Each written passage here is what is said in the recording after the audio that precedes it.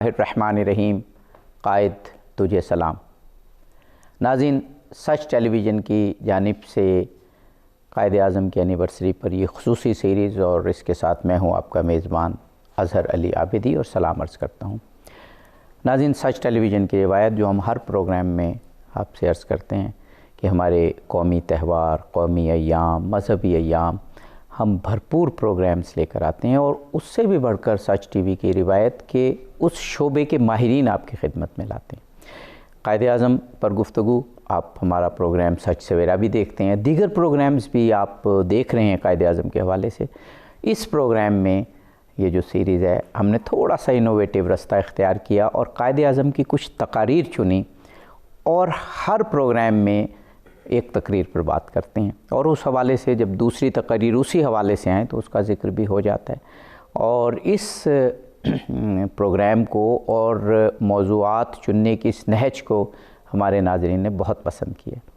آج بھی ایک بہت اہم تقریر، ویسے تو ہم نے ان 10 پروگرامز کے لیے 10 بہت اہم تقریر چنی، لیکن آج کی تقریر اس لیے بہت اہم ہے کہ قوموں کی زندگی میں، قوموں کے عروج و زوال میں تعلیم اور تربیت کا بہت زیادہ عمل دخل ہے، بلکہ ڈیسائسو، فیصلہ کن کہنا چاہیے تو یہی تعلیم ہے۔ اور پاکستان کی پہلی جو تعلیمی کانفرنس، جس کو ری اورینٹیشن کہا گیا، یعنی تشکیل نو کہہ لیں یا سسٹم بنانے کی جب بات ہوئی تعلیمی سسٹم کی، تو یہ کانفرنس 27 نومبر 1947 کو منعقد ہوئی، اور اس پر قائد اعظم کا ایک بہت اہم میسیج پڑھا گیا جو قائد اعظم نے لکھا۔ وہ میسیج کیا تھا؟ قوم کو قائد اعظم نے اور جو ماہرین تعلیم تھے ان کو کیا کہا؟ اور یہ بات 1947 کی ہے، اور آج 2010 ہے، 70 سال سے زیادہ گزر گئے۔ کیا وہ آج بھی ریلیونٹ ہیں؟ کیونکہ کائناتی سچائیاں تو ہمیشہ وہی ہوتی ہیں۔ اس پر گفتگو کریں گے۔ ہمارے ساتھ جناب ڈاکٹر سرفراز حسین انصاری صاحب موجود ہیں۔ آپ ہمارے ملک کی ایک معروف یونیورسٹی میں پڑھاتے ہیں، اور آپ کا شعبہ گورننس ہے جو کہ تعلیم سے بہت زیادہ ریلیٹڈ ہے۔ ہمارے ساتھ جناب ڈاکٹر عابد سیال صاحب موجود ہیں۔ آپ بھی ہمارے ملک کی ایک بہت ہی معروف یونیورسٹی میں ہیڈ آف ڈپارٹمنٹ ہیں، اور فکریات میں اور پاکستانیات میں آپ اپنی رائے اور اہم مقام رکھتے ہیں۔ دونوں شخصیات کا بہت شکر گزار ہوں۔ بہت شکریہ۔ ایکیمیڈیشین جو ہیں، اور آپ لوگ تو ہیڈ آف ڈپارٹمنٹس ہیں، اور مجھے معلوم ہے کہ ہیڈ آف ڈپارٹمنٹس کو اور ڈینز کو پورا سال ہی مصروفیت رہتی ہے اپنے اسٹوڈنٹس اور سبجیکٹس کے حوالے سے، لیکن آپ نے سچ ٹی وی کے لیے اور ہماری قوم کی تربیت کے لیے، جو کہ ظاہر ہے آپ ایسے احباب کے فرائض میں شامل ہیں، ہمیں وقت دیا۔ ڈاکٹر صاحب، اب وہ تقریر کے اگر کانٹینٹ پہ آئیں، کیونکہ ہم اس پروگرام میں چاہ رہے ہیں کہ تقریر کے حوالے سے قائد اعظم کی ایک دفعہ ہماری نیشن کو یہ پتہ چلے کہ قائد اعظم کیا کیا فرما گئے ہیں اور کیا کیا وہ ہمیں دے گئے ہیں۔ تو جو پہلی کانفرنس تھی، تعلیمی کانفرنس، اس میں جو آپ نے فرمایا۔ قائد اعظم رحمۃ اللہ علیہ کا جو بہت سارے خطابات ہیں، اور یہ انہوں نے ایک میسیج جو بھیجا تھا اس تاریخی تعلیمی کانفرنس کے اوپر 1947 میں، وہ بہت ہی اہم تھا۔ اور اس میں میں ایک چیز پوائنٹ آؤٹ کروں گا کہ اس کے 2 ایجنڈے تھے۔ جی۔ ایک ایجنڈا تھا جو روٹین میں بن کر آیا، صحیح۔ اس کے بعد ایک سپلیمنٹری ایجنڈا آیا۔ اب وہ جو روٹین والا ایجنڈا ہے، وہ اس میں ساری ہوئی باتیں ہیں کہ جو کچھ محکمے میں ہو رہا ہے پہلے اس کو آگے کیسے بڑھانا ہے، اور وہ 8-9 نمبر ہیں اس کے۔ لیکن اس کے بعد جب میرے خیال میں یہ چیزیں سامنے گئیں لیڈران کے، تو انہوں نے محسوس کیا کہ یہ تو روٹین کی بات ہے، اس میں تو کچھ اور ہونا چاہیے۔ اور اس وقت تو ایک نئی نیشن کی تشکیل کی بات تھی۔ سپلیمنٹری ایجنڈا آیا۔ تو اس میں میرے خیال میں ایک یہ بھی نقطہ ہے کہ جو روٹین میں کام کر رہے ہوتے ہیں وہ اپنے کام میں لگے ہوئے ہوتے ہیں، وہ آگے کی تھنک نہیں کر رہے ہوتے، آگے کی ویژن جو ہے وہ نہیں آ رہا ہوتا۔ جی۔ تو وہ ویژن جو ہے وہ انسیڈنٹلی سپلیمنٹری ایجنڈے میں ہے۔ واہ، بہت۔ اور اس کا پہلا پوائنٹ ہے کہ یہ ڈسکس کیا جائے گا کہ ہمارا نظام تعلیم کی بنیاد کیا ہو، اور اس میں یہ کہا گیا ہے کہ ہمیں اسلامک نظام چاہیے اور اس کی ڈسکشن ہوگی، اور اسی طرح اس کے پھر کنٹینٹس کیا ہوں گے، تو وہ کنٹینٹ بہت ملتے جلتے ہیں اس بات سے جو علامہ اقبال کا ویژن تھا، اور اسے کہتے ہیں ایجوکیشن آف ہول مین۔ جی، قائد اعظم نے اپنے میسیج میں بھی یہ ذکر کیا کہ ایسی تعلیم جو ہمارے کلچر، ہسٹری اور بلیفز کے مطابق۔ بالکل صحیح، بالکل صحیح۔ تو اس میں کلچر، بلیف بھی آئے، یہ ساری چیزیں بھی آئیں، اس کے ساتھ ساتھ زندگی گزارنے کا طریقہ بھی آئے۔ یہ بڑی اہم بات کی۔ ڈاکٹر صاحب آپ کو بھی میں گفتگو میں شامل کر لوں، پھر ڈاکٹر صاحب سے بھی بات ہوگی اور اسی طرح ہم روٹیٹ کریں گے۔ قائد اعظم کے اس میسیج میں تعلیم کے حوالے سے، کیونکہ ایک نیشن تو قائد اعظم نے منوا لیا دنیا کو کہ یہ ایک نیشن ہے، اور قائد اعظم نے گویا وہ کام کیا جو اسٹینلے والپرٹ نے کہا کہ نیشن سٹیٹ تو کسی نے بھی نہیں قائم کی، تو یہ نیشن سٹیٹ قائم کر دی۔ اب اس نیشن کی میکنگ کی اور تربیت کی بات تھی، اس لحاظ سے اس پیغام کی سگنیفیکنس اور کانٹینٹس۔ جی، جیسے بہت شکریہ سر نے جیسے بتا دیا، اس کے بنیادی جو محرکات ہیں اور جو اس کے ویژن ایک اس میں موجود ہے پہلے سے، اس کے بارے میں پہلے بھی ایک جگہ گفتگو کرتے ہوئے، بلکہ آپ ہی کے پروگرام میں نے یہ عرض کیا تھا کہ قائد اعظم کو اگر کسی ایک لفظ سے آپ کو متشکل کرنا ہو یا اس کی وضاحت کرنی ہو تو وہ لفظ ہے کریکٹر۔ واہ واہ، اور اس میسیج میں بھی انہوں نے کریکٹر کا لفظ استعمال کیا۔ ایک ایسا شخص جو خود اس ایک لفظ کی عملی تفسیر ہے، اس کا ویژن بھی یہی ہے کہ جو میری قوم کے افراد ہیں جب وہ تعلیم حاصل کریں تو باقی چیزوں کے ساتھ ساتھ بنیادی طور پر یہ کریکٹر بلڈنگ کا ایک ذریعہ ہے۔ حیرت اس بات پر ہوتی ہے کہ یہ 1947 میں بات کی گئی ہے، جو آج سے 70 سال پہلے ہیں۔ بہت ساری ڈیلیبریشنز کے بعد اور بہت سی بحث و تمہیز کے بعد اب جا کر جو تعلیم کا ایک نظام ہمارے سامنے آیا ہے اور تعلیم کے بہت سے نظریات ہیں، ان میں سے جو مقبول ترین نظریہ ہے وہ یہ ہے کہ بنیادی طور پر تعلیم کے 3 مقاصد ہیں۔ پہلا مقصد ہے علم کا حصول، یعنی نالج۔ صحیح۔ دوسرا سٹیپ اس میں ہے اسکل، یعنی مہارت۔ بالکل صحیح۔ اور تیسرا سٹیپ اس میں ہے بیہیویئر یا ایٹیچیوڈ بھی کہا گیا۔ واہ واہ، تو اس بہت ہی ریلیونٹ بات ہے۔ اس کا مطلب یہ ہے کہ آپ اس پالیسی کو اور اس خطاب کو دیکھیں تو اس وقت اس میں یہ تینوں چیزیں موجود ہیں۔ بہت خوب، بہت خوب۔ کہ سب سے پہلے نالج، اس کے بعد مہارت، اور اس کے بعد اس مہارت کو جب آپ استعمال کریں گے معاشرے میں تو وہاں دوسرے لوگوں کے ساتھ آپ کا ایٹیچیوڈ، آپ کا رویہ، آپ کا بیہیویئر کیسا ہونا چاہیے۔ بہت اچھے۔ جیسے ڈاکٹر صاحب نے بات کی کہ ایک ہولسم پرسنالٹی جو ہے، ایک پوری مکمل شخصیت انسان کی، اس میں علم بھی شامل ہوتا ہے، اس علم کو عمل میں ڈھالنے کی جو مہارت ہے وہ بھی ہوتی ہے، تاکہ جو نالج اس کے پاس ہے اس کی ایک عملی تفسیر معاشرے کے فائدے کے لیے ہو۔ اور یہ دونوں چیزیں جب وہ استعمال کرے تو وہ اپنے انسان ہونے کو بھی یاد رکھے، اور اس تصور انسان کو جو اس کی تہذیب نے اس کو دیا ہے، اس پہ ہم اس کے بعد بات کریں گے اگلے۔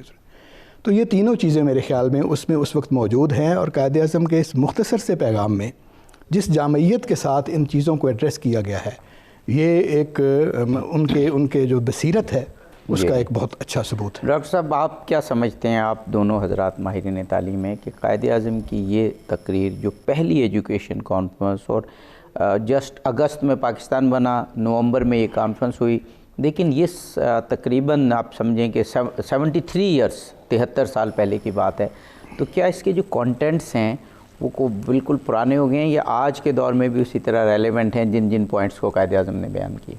نہیں، یہ بالکل ہے پرانے نہیں ہوئے، بلکہ جو تعلیمی میدان میں اور تھیوریز میں جو اب پروگریس ہو رہی ہے وہ اس کو مانتے جا رہے ہیں، اور ہول مین کا جو نظریہ ہے وہ بہت ضروری ہے کہ ہر قسم انسان کی پوری تربیت ہونی چاہیے، آل راؤنڈ اس کا کریکٹر، جس طرح فرمایا آپ نے، اور اس کے کھانے پینے کا انتظام، فزیکو نیڈز جو ہیں وہ میٹ ہونی چاہیے، بالکل۔ اور انہوں نے پھر یہ کہا کہ اکنامک اور انڈسٹریل جو ڈیولپمنٹ ہے ملک کی وہ ہونی چاہیے۔ تو اس لحاظ سے وہ ساری چیزیں، یعنی انسان کا جسمانی اور اخلاقی اور روحانی وہ ساری تربیت جو ہے. اور انہوں نے اس میں اس میسیج میں کہا کہ تعلیم ایسی ہونی چاہیے کہ جس میں جو انڈسٹری ہے، جو اکانومی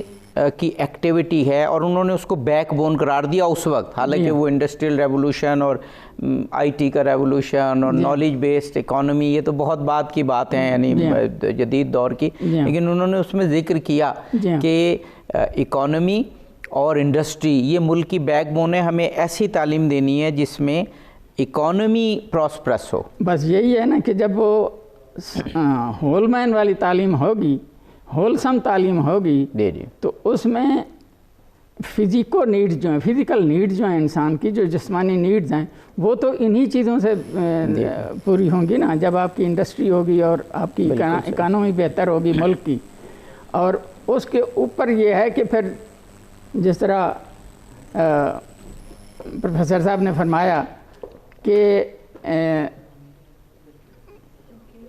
وہ کریکٹر جو ہے ان کا، ایک تو ان کا اپنا کریکٹر، انہوں نے لفظ جو استعمال کیے ہوں گے انٹیگریٹی کا. بالکل. اب یہ انٹیگریٹی والا لفظ بہت ہی عمدہ ہے کہ ہم جو ایجوکیٹڈ لوگ پیدا کریں ان کی انٹیگریٹی ہو، جو کہ انہوں نے فرمایا کہ ان کی متشکل بھی ہوئی ہے، ان کی شکل بھی اسی سے بنتی ہے.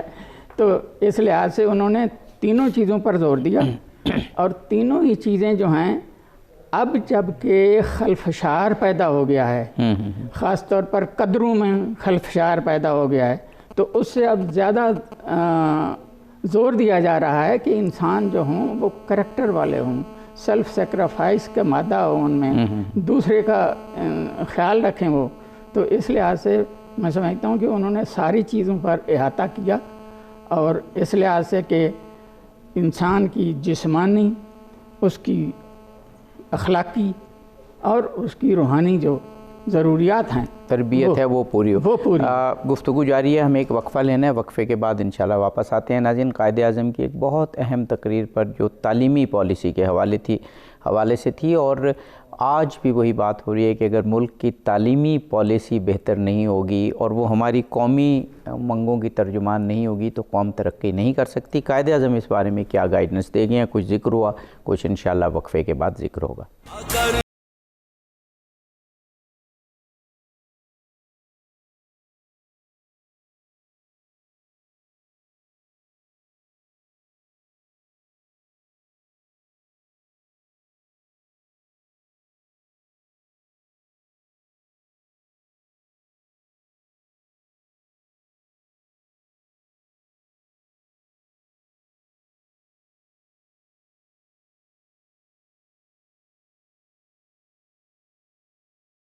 جی ڈاکٹر صاحب، یہ قائد اعظم کی تقریر کے بارے میں ہم گفتگو کر رہے ہیں، اور وقفے کے بعد ہم ایک مرتبہ پھر حاضر خدمت ہیں. اور قائد اعظم کی یہ پروگرام ہی ہم نے قائد اعظم کی سپیچز کے ارد گرد ہم نے جو ہے وہ آپ سمجھیے کہ استوار کیا ہے. اور آج جو پہلی تعلیمی کانفرنس تھی اس کے حوالے سے گفتگو ہو رہی ہے، اور قائد اعظم نے اس میں جو میسیج بھیجا اس میں یہی کہا کہ ہمیں ایسی تعلیمی پالیسی بنانی ہے جو ہماری امنگوں کی ترجمان ہو، جو ہماری ہسٹری، ہمارے کلچر اور ماڈرن کنڈیشنز ان کا بلینڈ ہو، اور ان تینوں چیزوں کو، یعنی ہسٹری ہے، کلچر ہے اور ماڈرن نیڈز اور کنڈیشنز ہے، ان تقاضوں کو مد نظر رکھ کے بنائی جائے. جی ہاں، جیسے میں نے پہلے بھی عرض کیا، بنیادی طور پر ہر جو خطہ ہے، جب ہم تہذیب کا لفظ استعمال کرتے ہیں تو اس میں ایک تقریر میں احمد جاوید صاحب نے بہت اچھی بات کی تھی کہ بنیادی طور پر تہذیب کیا ہے. تہذیب ہوتا ہے کہ کسی خطے کا، کسی قوم کا، کسی علاقے کے لوگوں کا جو تصور انسان ہے، اس تصور انسان کی جو عملی شکل ہے، اس کی ایکچولائزیشن جو ہے وہ تہذیب ہے. تو جب، اور بارہا قائد اعظم نے اپنی تقاریر میں یہ فرمایا کہ ہمارا جو تصور انسان ہے وہ اسلام کے تصور انسان سے آتا ہے، اور وہ ہے. تب اسلام جس طرح کا انسان چاہتا ہے اس کی جو عملی تفسیر ہے وہی آگے چل کر ساری جو تقاریر ہیں ان میں علامہ اقبال نے بھی اسی پیغام کو آگے بڑھایا، پیش کیا. قائد اعظم کی تقاریر میں بھی آپ کو وہی نظر آئے گا. تو مسلمان جو ہے بنیادی طور پر آپ دیکھیں جتنے بھی اقبال کے اشعار ہیں، تو وہ محفل میں کیسے ہے، وہ عملی زندگی میں کیسے ہے، وہ صحیح. تو انہی چیزوں کی آگے جو تفسیر ہے وہ اس پالیسی میں اس کی جھلک بھی اور اس پیغام میں اس کی جھلک بھی نظر آتی ہے کہ بنیادی طور پر اس کو ایک عملی آدمی ہونا چاہیے. جی. سب سے پہلے اس کو فہم ہو زندگی کا، اس کی چیزوں کا، اپنے جو معاملات ہیں ان کا اور زندگی گزارنے کا. پھر اس کے بعد اس کے پاس وہ مہارت ہو جس سے وہ ان چیزوں کو آگے. قائد اعظم نے جو آپ نے کہا ان کا میں سینٹنس اگر آپ اجازت دیں، what we have to do is to mobilise our people and build up the character of our future generations. یعنی یہ پالیسی، یہ ایجوکیشن پالیسی سے یعنی ایسی ہونی چاہیے کہ لوگوں کو موبلائز کرے، لوگوں کو ایکٹیو کرے، لوگوں کو عمل کی طرف گامزن کرے اور ایک بہترین کریکٹر کے ساتھ قوم آگے بڑھے. وہی بات جو آپ فرما رہے ہیں کہ کریکٹر اس میں سینٹرل پوائنٹ ہے. جی ہاں. تو تیسری چیز یہی جو میں نے عرض کیا کہ کریکٹر ہے، اور وہ ہے کریکٹر ہی اصل میں وہ چیز ہے. دیکھیں مہارت جو ہے وہ جیسی کسی اور قوم میں ہو سکتی ہے، انڈسٹری لگانے کی، معیشت کو آگے چلانے کی، وہ ہمیں بھی ہو سکتی ہے. نالج ایسا ہو سکتا ہے جہاں سے قوم تشکیل پاتی ہے اور اس کا امتیاز دوسری قوموں سے پیدا ہوتا ہے، وہ کریکٹر ہے کہ ایک قوم کریکٹر کی بنیاد پر دوسری قوم سے کیسے مختلف ہے. بالکل صحیح. تو بالآخر ان ساری چیزوں کا جو انجام ہے، جو منتج ہوتی ہیں جس پر جا کے چیزیں، وہ کریکٹر ہے. تو وہی پہچان ہے مسلمان کی، وہی پہچان ہے ہماری جو اسلامی تہذیب ہے اس کی، اور اسی کا ذکر جو ہے وہ اس میں پیغام میں بھی انہوں نے فرمایا کہ تعلیم ایسی ہوگی جو نالج اور سکل کے بعد وہ کریکٹر پیدا کرے گی جس سے ہم مسلمان کے طور پر اپنی شناخت جو ہے وہ دنیا کی قوموں میں رکھ سکیں گے. اور آپ جانتے ہیں کہ پوری جو تحریک پاکستان ہے اس میں جو قوم کا لفظ ہے وہ مسلمان قوم کے طور پر ہی استعمال کیا گیا ہے. بالکل اسی تناظر میں یہ پیغام بھی ہے. ڈاکٹر صاحب، ہم آج جب تعلیم کی بات کرتے ہیں، اور ویسے تو ورلڈ لیول پہ ہے آج کل بے روزگاری، لیکن پاکستان کے حوالے سے بھی ہے، تو ہم یہ بات کرتے ہیں کہ جو ریکوائرمنٹس ہیں معاشرے کی، اس کے مطابق ہم یوتھ کو تعلیم نہیں دے پا رہے. پوری دنیا میں یہ دیکھا گیا کہ ابتدائی تعلیم ہوتی ہے اور اس کے بعد پھر یہ فیصلہ ہوتا ہے کہ یہ جو بچے ہیں ان کو ووکیشنل ٹریننگ کی طرف جانا چاہیے. ووکیشنل کے بعد پھر ہوتا ہے کہ ٹیکنیکل یا ڈپلومہ لیول پر، اور پھر ہائر ایجوکیشن. قائد اعظم نے ایک وہ ورڈ استعمال کیے کہ our people in the scientific and technical education in order to build a future economic life. یعنی ابھی بھی جو دنیا کی انڈسٹریل اقوام ہیں ان کی بیک بون سکلڈ جو فورس ہوتی ہے وہ ہوتی ہے، اور ہمارا اس طرف یعنی کوئی پالیسی نظر نہیں آتی کہ کتنے لوگوں کو ووکیشنل ٹریڈ، یعنی 8ویں جماعت کے بعد کون سے ایسے ہیں جو ووکیشنل ٹریڈ میں چلے جائیں، پھر 10ویں کے بعد میٹرک کے بعد کون سے ایسے ہیں جو ٹیکنیکل میں چلے جائیں، اور پھر کون سے ایسے ہیں جو ہائر میں چلے جائیں. اب قائد اعظم تو 1947 میں یہ بات کر رہے ہیں کہ قائد اعظم بتا رہے ہیں، میں نے الفاظ پڑھے ابھی کہ ایجوکیشن کی 3 سطحیں ہیں، ووکیشنل، اس کے بعد ڈپلومہ یا ٹیکنیکل لیول، کیونکہ آپ سوشل سائنسز میں بھی ڈپلومہ لیول پہ جاتے ہیں، اور پھر ہائر. لیکن ہم ابھی تک وہ پالیسی اور اس طریقے سے نہیں بنا سکے. اس کی کئی وجوہات ہیں، اور انسیڈنٹلی وہ جو میں نے پہلے عرض کیا کہ جو سپلیمنٹری ایجنڈا بنایا گیا تھا اس کا آخری پوائنٹ یہی تھا کہ یہ جانچا جائے گا کہ کون بچے جو ہیں کس قسم کی تعلیم کے لیے زیادہ فٹ ہیں. اچھا، اس پالیسی میں یہ ذکر باقاعدہ تھا، باقاعدہ وہ ذکر کر دیا نا قائد اعظم نے. وہ اس کے سپلیمنٹری ایجنڈے میں یہ بات رکھی گئی، یہ ڈسکس ہوئی، اور اس کے لیے جو ایڈوائزری بورڈ بعد میں بنایا گیا اس نے اس پر پوری ڈسکشن کی، اور پوری ڈسکشن کے بعد انہوں نے یہ طے کیا کہ ایک ٹریننگ انسٹیٹیوٹ ہوگا جس میں اس قسم کی چیزیں جو ہیں اس طرح سے، اس انسٹیٹیوٹ کے ساتھ ایک انسٹیٹیوٹ آف سائیکالوجی ہوگا، اور وہ جو سائیکالوجی والا انسٹیٹیوٹ ہوگا اس کا یہ فنکشن ہوگا کہ وہ یہ دیکھے کہ بچوں کے رجحانات کیا ہیں. نہ کسی نے انسٹیٹیوٹ بنایا، نہ کسی نے وہ سائیکالوجی والا بنایا، اور انسیڈنٹلی اس میں یہ بھی ریکمنڈیشن تھی کہ پرائمری ایجوکیشن میں صرف عورتیں پڑھائیں گی، صرف خواتین پڑھائیں گی پرائمری حصے میں. وہ بھی نہ ہو سکا ہم سے، اور اس لحاظ سے چیزیں جو ہیں وہ پھسل. اچھا، یہ آپ نے بڑی اہم بات کی ڈاکٹر صاحب. اب یہ سائیکالوجی کی بات کی تو مجھے یاد آ گیا، میں کہیں کسی غیر ملک میں ایجوکیشن ہی کے ایک وفد میں شامل تھا. تو میں ایک اسکول گیا تو وہ اساتذہ کی فہرست جب دیکھی اور وہ مجھے بتا رہے تھے تو انہوں نے کہا کہ ہم نے ہر سیکشن کے لیے ایک سائیکالوجسٹ کا ٹیچر بھی رکھا ہے, ہر سیکشن کے لیے. وہ ہائی اسکول تھا وہ, یعنی گریڈ 6 to 12 کا.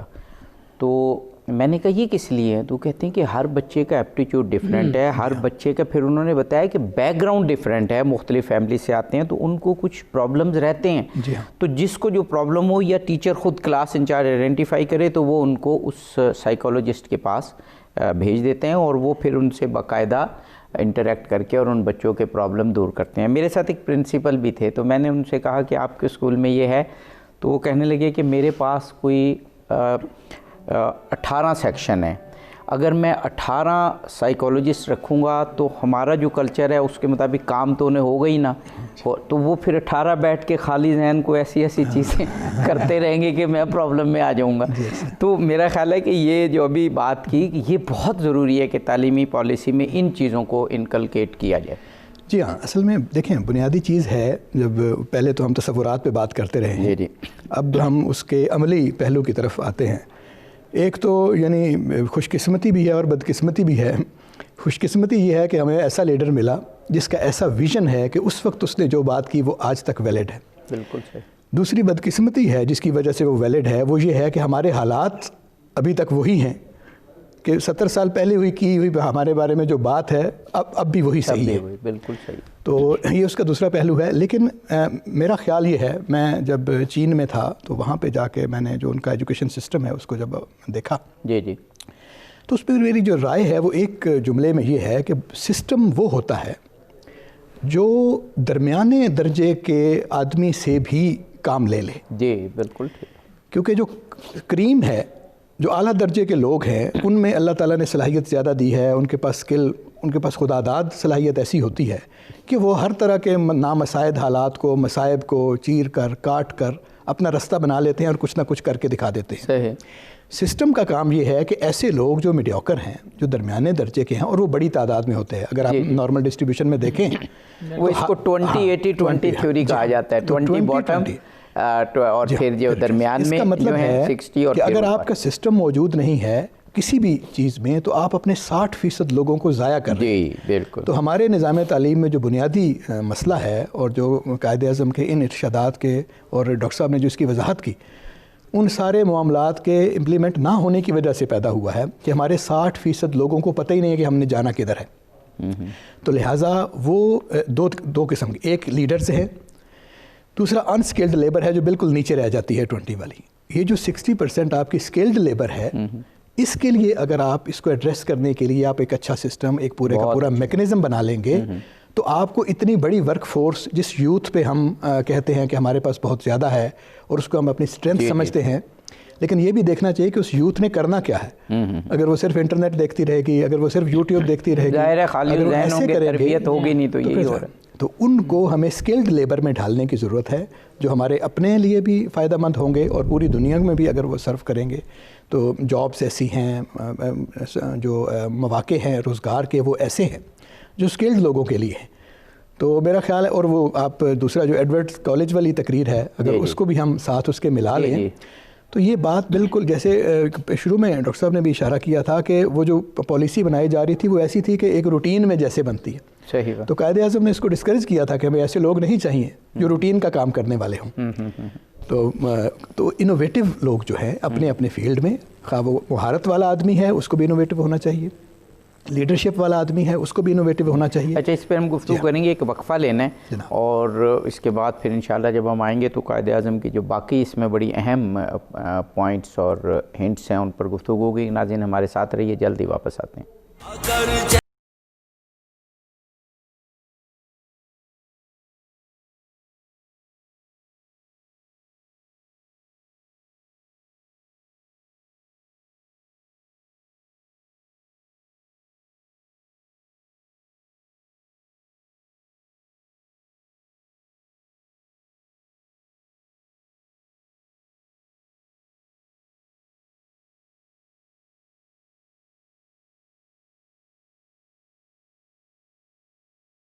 پروگرام میں ایک مرتبہ پھر آپ کو خوش آمدید کہتے ہیں سچ ٹیلی ویژن کی سیریز قائد تجھے سلام۔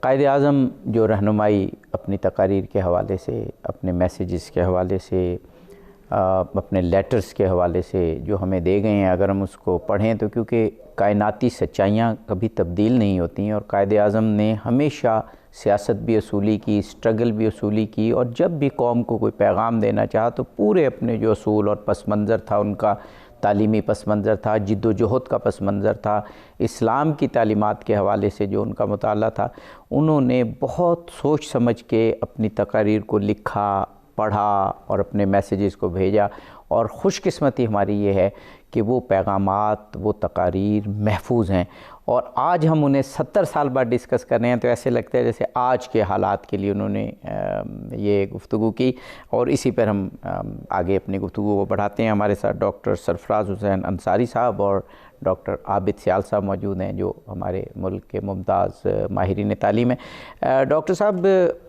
وہ ابھی ایک اور تقریر کا، پشاور والی تقریر کا ذکر ہوا، اس میں قائد اعظم نے صاف کہا کہ ہمیں اپنی تعلیمی پالیسی یا تعلیم کو ایسا نہیں کرنا کہ جو روٹین کے لوگ بنائیں، انہوں نے کلرک کا لفظ استعمال کیا، نہیں، روٹین کے لحاظ سے ہمیں کریٹیو لوگ چاہیے، تو ہماری پالیسیز یعنی چاہیے جو آؤٹ آف باکس تھنکنگ پہ بھی ہوں اور کریٹیو لوگ ہوں، تخلیقی صلاحیتوں کے مالک ہوں۔ تو کیا ہماری قومی پالیسی اور اب ایسی ہے یا ہونی چاہیے آگے کہ اس اسپیکٹ کو بہت زیادہ مد نظر رکھے؟ یہ تو ایڈمیٹڈ ہے کہ ہماری تعلیمی پالیسی جو ہے ایسی ہو جو تخلیقی ہو اور تخلیقی لوگ پیدا کیے جائیں، انوویٹو، یہ تو بہت ضروری چیز ہے۔ اور ان کا جو نظریہ تھا وہ بھی یہی تھا کہ انوویشن تو لانا پڑیں گی، اور خاص طور پر اس وقت دنیا ورلڈ وار 2 کی وجہ سے تقریباً تباہ ہو چکی تھی۔ جی، تو وہ ساری چیزیں بھی ان کے ذہن میں تھیں، بالکل، اور ان کی تباہی کی جو وجوہات ہیں وہ بھی ان کے ذہن میں تھیں۔ مثلاً یہ کہ تباہی کی ایک جو سب سے بڑی وجہ تھی وہ ان ممالک کی دوڑ تھی پاور کے لیے اور کیپٹل کے لیے، تو وہ بھی باتیں وہاں موجود تھیں۔ تو اس لیے اسلام کو اس میں لے آنا جس میں یہ چیزوں کا بیلنس ہو، صحیح، کہ اس میں آپ کی غذا اور اس کا بھی تدارک ہو، اس میں آپ کی انسانیت کا بھی ہو، اس میں آپ کے کریکٹر کی بھی ساری بہترین قسم کا انسان جو ہے، ایک مکمل قسم کا انسان پیدا کرنا، تو اس میں جدت کی تو ضرورت ہے، ہر وقت ہے۔ اور یہ کہ ان کے ذہن میں یہ بات کافی زیادہ تھی کہ سائنس کا استعمال جو ہے وہ ہم جدت سے کریں۔ جی، بہت زیادہ۔ یہ ابھی میرے سامنے جو الفاظ ہیں ان کے سائنٹیفک کامرس، جی، اب دیکھیے یہ وہ 20ویں صدی کے مڈ میں جو ہے یہ سائنٹیفک کامرس، بالکل بالکل۔ اب آپ اگر کوئی کہے کہ آج ہم یوز کرتے ہیں ای ٹریڈنگ، جی، یا ہم اس طرح کی ٹرمز یوز کرتے ہیں، قائد اعظم اس وقت کہہ رہے ہیں scientific commerce, trade and particularly well planned industries. بالکل، یہ ایسی ایجوکیشن ہماری ہونی چاہیے۔ بالکل سارا یہ وہ اسپیکٹ تھا جس میں انسان کی جسمانی ضروریات کو بہم پہنچانا، یعنی معاشرے کی اکنامک کنڈیشن اور پھر ایک ویل بیلنس مینٹل اس کی فیکلٹی کا، بالکل یہ ہونا۔ ڈاکٹر عابد سیال صاحب، ابھی یہ جو بات ہوتی ہیں، قومیں وہی ترقی کرتی ہیں جو مسلسل سوچتی رہتی ہیں اور سوچ کے دھارے کو وہ روکتی نہیں ہیں کہیں۔ میں ابھی ایک امریکی بہت بڑے سائیکالوجسٹ کم ایجوکیشنسٹ کی کتاب کچھ عرصہ پہلے پڑھ رہا تھا، ہاروارڈ گارڈنر کی انسکولڈ مائنڈ۔ اب اس کا جو پریفیس میں نے پڑھا نا، جو انہوں نے لکھا، تو اس میں لکھا کہ اس وقت جو ہمارا نظام تعلیم ہے وہ بچوں میں تخلیقی صلاحیت پیدا نہیں کر رہا۔ اس وقت جو ہمارا نظام تعلیم ہے وہ اساتذہ کی ایسی ٹریننگ نہیں کر رہا کہ وہ بچوں کو کمیونیکیٹ کر پائیں۔ اس وقت ہمارا نظام تعلیم وہ انفراسٹرکچر پرووائڈ نہیں کر رہا جو بچوں میں جو ہے وہ تخلیقی صلاحیتیں پیدا کرے اور لرننگ کو بچوں سے جس کو یعنی آؤٹ سائڈ نہیں ہے، یہ ان سائڈ آؤٹ ہے. تو مجھے ایسے لگا کہ یہ پاکستان کے بارے میں بات ہو رہی ہے یا امریکہ کے بارے میں. میں نے کتاب کا نام بھی لے دیا، ناظرین پڑھ سکتے ہیں، انسکول مائنڈ. پھر مجھے خیال ہے کہ نہیں، قومیں وہی ترقی کرتی ہیں کہ جو اس طرح سوچتی رہتی ہیں. کہ ہم سمجھتے ہیں کہ آج کے دور میں آپ بہرحال جو بھی کہیں، لیکن امریکن جو نظام تعلیم ہے، جو ان کی یونیورسٹیز ہیں یا جو تحقیقاتی ادارے ہیں، غالباً ریسرچ انسٹیٹیوٹ، وہ دنیا کے بہترین ہے اور اسی لیے وہ سپر پاور ہے. لیکن وہاں کا ایک بہت بڑا سائیکولوجسٹ جس نے یہ آئی کیو اور ای کیو اور یہ اس پہ بنیادی کام کیا، اور موجودہ جو نظام تعلیم ہے وہ اس کی تعلیمات پر بہت زیادہ ڈیپینڈ کرتا ہے، وہ ایسی باتیں کر رہا ہے. تو اس کا مطلب ہے کہ قائد اعظم کی اس تقریر کو ایک جو قوموں کا ایک مسلسل اپنا احتساب ہوتا ہے نا، اس تناظر میں بھی دیکھنا چاہیے کہ آگے بڑھانا ہے ہم نے ان لائنز پہ. جی بالکل ایسے ہی ہے. دیکھیں جو کریٹیوٹی ہے نا، یہ ایک مطلب ذرا سی ریلیٹیو ٹرم بھی ہے. وہ اس لحاظ سے کہ ممکن ہے کہ اگر آپ مجھ سے بہت آگے کی کسی سٹیج پر ہیں تو میرے لیے جو کریٹیوٹی کا مطلب ہے آپ کے لیے وہ نہ ہو، آپ وہ بہت پہلے کر چکے ہوں.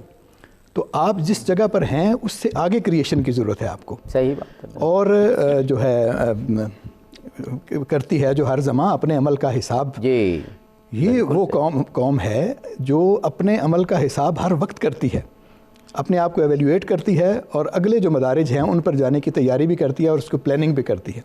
اور آپ نے جو لفظ اس میں دیکھا کہ ویل پلانڈ انڈسٹری جو ہے، وہ اس کا لفظ استعمال کیا ہے، سائنٹیفک کامرس کا لفظ، یعنی صرف انڈسٹری نہیں بلکہ ویل پلانڈ انڈسٹری. مثلا ایک مطلب اس کا یہ ہو سکتا ہے ہمارے اپنے تناظر میں کہ آپ کے 70% لوگ جو ہیں وہ جب ایگریکلچر بیسڈ ہیں، وہ وہاں پہ کر رہے ہیں، تو آپ کا یہ جو سارا را مٹیریل ہے کہ یہ کدھر جائے گا. یعنی آپ کی انڈسٹری ایسی ہونی چاہیے جو ایک طرف انڈسٹریلائزیشن کا تقاضا بھی پورا کرے اور دوسری طرف آپ کے 70% کا خام مال جو ہے اس کو استعمال کر کے، مثلا ٹیکسٹائل کی انڈسٹری جیسے ہم نے لگائی، اس میں ہم نے بہت کامیابی حاصل کی. اسی طرح اور ہماری اپنی ضروریات اور قائد اعظم نے یہ بھی لفظ یوز کیا ہے کہ جو ایسی ایجوکیشن جو ہماری نیڈ کے مطابق ہو، یہ اپنی ایک تقریر میں یوز کیا. تو آپ کے جغرافیائی حالات ہیں، آپ کے تہذیبی حالات ہیں، آپ کی اپنی قوم کا اس کی ایک نیچر ہے، اس کا ایک کلچر ہے. ان تمام چیزوں کو مد نظر رکھتے ہوئے مادی، روحانی، نفسیاتی، یہ ساری ضروریات پوری کرنے والی جو تعلیم ہوگی وہی قائد کا مطمع نظر ہے اور اسی کی ریفلیکشن میں ان کے پیغام میں ڈاکٹر صاحب یہ اب کیونکہ پروگرام کا اختتام قریب ہے اور ہم تعلیمی حوالے سے گفتگو کر رہے ہیں، قائد اعظم کے خیالات، عجیب بات ہے اور یہ سوال کرتے ہوئے مجھے بہت ہی عجیب محسوس ہو رہا ہے کہ ایک ایسی ملت کے جس کے قائد نے آزادی کے 2-3 مہینے پہلے تو اسے ایک نیشن بنایا، انگریزوں سے منوایا، دوسروں سے کہ یہ بھائی ایک نیشن ہے، اس کے بعد اس کی میکنگ میں کردار ادا کیا، اس کے بعد اسے گائیڈ کیا کہ کیسی ایجوکیشن لینی ہے. اس سب کے ہوتے ہوئے اس وقت پاکستان میں 2.5 کروڑ بچے، یہ منیمم اندازہ ہے، اس سے زیادہ ہے لیکن منیمم 2.5 کروڑ بچے اسکول ہی نہیں جاتے. تو اب کہاں قائد اعظم کی یہ وہ گائیڈنس اور کہاں ہماری پرفارمنس کہ 2.5 کروڑ بچے، 20 کروڑ تو کل آبادی ہے، تو 20-22 کروڑ میں پھر یوتھ کتنے ہوں گے، پھر ان میں بچے کتنے ہوں گے، اور ان میں 2.5 کروڑ بچے آؤٹ آف اسکول. یہ میں یونیسکو کا جو لیٹسٹ وہ ہے منیمم اندازہ وہ پیش کر رہا ہوں. یہ کیسے ہم اپ لفٹ ہوں گے اس سچویشن سے؟ تو وہاں پر قائد اعظم نے جو ڈائریکشن ایک قسم کی دی اس تعلیمی پالیسی کو، اور اس تعلیمی پالیسی کے بہت سارے لوگ جو تھے جنہوں نے کافی سارے پروگرام بھی بنا ڈالے. اور جس طرح میں نے پہلے عرض کیا ہے کہ ایک پروگرام یہ تھا کہ پرائمری اسکول میں خواتین پڑھائیں گی. اگر آج بھی آپ وہی لاگو کر دیں تو یہ بچے باہر نہیں رہیں گے. صحیح بات. ایک تو خواتین کا ایک بہترین قسم کا پروفیشن ہوگا. صحیح بات. وہ پہلے سے ہی پاکستان میں زیادہ مقبول پروفیشن جو ہے ان کا ہے. اور پھر ان میں ایک قدرتی طور پر ایک انکلینیشن ہے کہ چھوٹے بچوں کے ساتھ وہی زیادہ پیار کر سکتی ہیں. ٹیمپرامنٹ زیادہ ہے. ٹیمپرامنٹ ان کا ایسا ہے. تو اکنامک بات بھی کر دوں کہ آپ انہیں کم تنخواہ پہ ہائر بھی کر لیتے جو ہونا نہیں چاہیے ایسا، لیکن میں نے ویسے ایک بات کی. تو آپ نے ظاہر کر دیا نا کہ کس طرح ان کی ایکسپلائٹیشن ہو رہی ہے. جب تو یہ اگر اس طرح سے بھی ایک پروگرام شروع کر دیا جائے کہ پرائمری اسکول کے لیے خواتین، پھر ان کے ٹریننگ کا بندوبست کیا جائے، اور وہ کافی ساری پہلے ہی سے پڑھ لکھ گئی ہیں، تو وہ اگر میدان میں آ جاتی ہیں تو یہ بہت سارا یہ جو حساب ہے، یہ بیک لوڈ جو پڑا ہوا ہے، بیک لاگ پڑا ہوا ہے، یہ نکل جائے گا۔ بے شک، بالکل صحیح بات ہے۔ جی آپ کچھ کہنا چاہ رہے ہیں؟ میں ایک جملہ میں یہ عرض کرنا چاہوں گا، جو حالات جن کا آپ نے اشارہ فرمایا، جہاں سے ہم نے بات شروع کی، جی اگر اسی روشنی میں اس چیز کو بھی پرکھا جائے کہ نالج، اسکل اور بیہیویئر یہ 3 چیزیں ہیں، تو ہمارے پاس اس چیز کے قائد اعظم کے پیغامات کی روشنی میں اور باقی جو ہماری تہذیبی روایت ہے اس کی روشنی میں ہمارے پاس نالج تو ہے کہ ہم نے کیا کرنا ہے، لیکن وہ سکل سیاسی سطح پر، ہماری حکومتی سطح پر، ہماری گورننس کی سطح پر، وہ سکل جو اس نالج کو عملی شکل میں ڈھال سکے اور اس کے بعد ہماری قوم کا کوئی بیہیویئر بن سکے، اس کے نہ ہونے کی وجہ سے یہ نالج جو ہے وہ عملی طور پر نہیں ڈھل سکا، اور یہی ہماری بدقسمتی۔ جی آپ بالکل سے فرما رہے ہیں۔ میں یہ 2.5 کروڑ بچوں کے حوالے سے اتنا سینسٹیو تھا کہ میں نے دیکھا کہ یہ کون سے ملک ہیں جنہوں نے قریب یہ اوور کم کیا، تو میں نے دیکھا کہ ویتنام ایک ملک ہے جس کا ابھی بھی جب تصور آتا ہے نا ہمارے ذہن میں تو لڑائی جھگڑا اور غربت آتا ہے۔ میں نے دیکھا کہ انہوں نے پچھلے 7 سال میں ٹرن اراؤنڈ کر دیا۔ ابھی ہم یہ جتنے گیجٹس ہیں نا ہمارے پاس، پہلے تو ہم چائنا، ہانگ کانگ، تائیوان دیکھتے تھے، اب جب ہم خریدنے جاتے ہیں نا ہینڈز فری اور یہ، تو ہم کہتے ہیں بھئی یہ ویتنام کا بنا ہوا ہے نا۔ تو الیکٹرانک انڈسٹری، گیجٹس والی انڈسٹری، لیدر انڈسٹری، اس میں ویتنام نے کمال کیا۔ میں نے جب وہ پڑھا، ورلڈ بینک کی ایک رپورٹ ہے اس بارے میں، تو انہوں نے دیکھا کہ انہوں نے پچھلے 10 سال میں اپنی پرائمری اور سیکنڈری ایجوکیشن میں انویسٹ کر دیا۔ جب بچے، وہ جو آؤٹ آف سکول بچے تھے، وہ جب سکول میں آ گئے، پراپر ایجوکیشن میں آ گئے، 8ویں کے بعد انہوں نے دیکھا کہ اب ان کو ووکیشنل لے جائیں یا ٹیکنیکل لے جائیں، اور اس کے بعد اب جتنی بھی ہماری یہ بڑے بڑے برانڈز ہیں جو ہم یہ گیجٹس یوز کرتے ہیں، یہ اب اپنے جو اکوپمنٹ ہے اور یہ گیجٹس ہے یہ ویتنام میں بنوا رہے ہیں کیونکہ وہاں اسکلڈ لیبر ہے۔ تو میرا خیال ہے کہ اس سے بڑی اور کیا بات، ڈاکٹر صاحب آپ فرمائیں گے کہ کس طرح 2-4 سال میں ہم ٹرن اراؤنڈ کر سکتے ہیں؟ جی یہی طریقہ کار ہے کہ بنیادی طور پر میں نے تو بات ہی یہی کی تھی سسٹم کا، جو جب میں نے بات کی کہ بنیادی طور پر سسٹم وہ ہے جو آپ کو اسکلفل لوگ جو ہیں وہ فراہم کرے۔ بالکل۔ اور ظاہر ہے جو خداداد صلاحیت ہے اس کو پہچاننا، اس کو ریکگنائز کرنا اور پراپر آدمی سے پراپر کام کروانا۔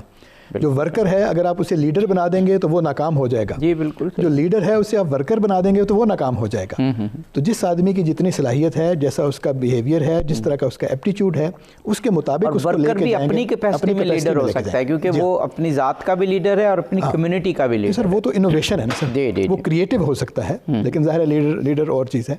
تو کریٹیوٹی جو ہے وہ ہر سطح پر پیدا ہو سکتی ہے۔ بالکل سادہ سا کام کرنے والا آدمی جو ہے، آپ دیکھتے ہیں کہ ہمارے جو کاریگر ہیں وہ کریٹیو ہوتے ہیں، وہ انوویٹیو ہوتے ہیں۔ تو اپنے اپنے کام میں چھوٹی چھوٹی چیزیں بنانے والے لوگ بھی اگر انوویٹیو ہیں تو بنیادی طور پر یہی وہ تخلیقی صلاحیت ہے جس کا ذکر بھی قائد اعظم نے بھی کیا ہے۔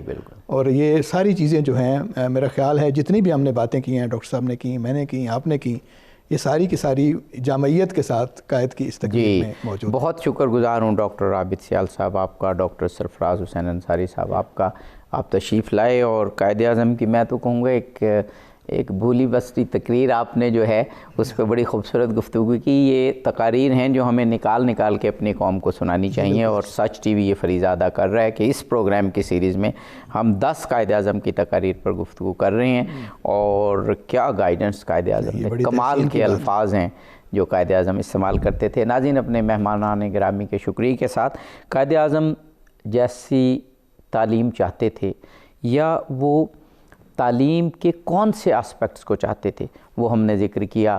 آپ سائنٹیفک کامرس چاہتے تھے، آپ ویل پلانڈ انڈسٹری چاہتے تھے، آپ اپروپریٹ ایجوکیشن چاہتے تھے، اور سب سے بڑھ کر ایسی تعلیم جو کریکٹر دے۔ جو قائد اعظم نے الفاظ استعمال کیے وہ آنر، انٹیگریٹی، سیلف لیس سروس اور سینس آف رسپانسبلٹی، یعنی آدمی کی انٹیگریٹی ہو، آدمی اپ رائٹ ہو، آدمی ایماندار ہو، آدمی کو کوئی خرید نہ سکتا ہو، آدمی اپنا فرض پورا کرے، اور سیلف لیس سروس ملک کے لیے کرے، یعنی بے لوس جس کو کہتے ہیں، اور سب سے بڑا سینس آف رسپانسبلٹی ہو۔ جس دن ہمارے تعلیمی مراکز نے انشاءاللہ یہ کام بحسن خوبی شروع کر دیا، ہم قوموں کی فہرست میں، کیونکہ بہت ٹیلنٹڈ قوم ہے، ہم قوموں کی فہرست میں ہم بہت آگے ہوں گے انشاءاللہ۔ اسی دعا کے ساتھ اجازت چاہتے ہیں، فی امان اللہ۔